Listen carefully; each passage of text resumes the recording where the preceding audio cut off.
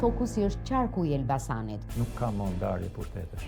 Kush punon edhe gabon. Elbasani është qyteti ndër më të varfër. Do të jetë ky 4 vjeçari i Elbasanit, ku Elbasani do jetë prioritet. Dëmtimi i politikave arsimore. Projektet që ne i folëm, në vit të parë do kenë të rinjtë. Qarku i Elbasanit ka pak më shumë se 220.000 vetë, që do të thotë është pothuajse gjys për gjys.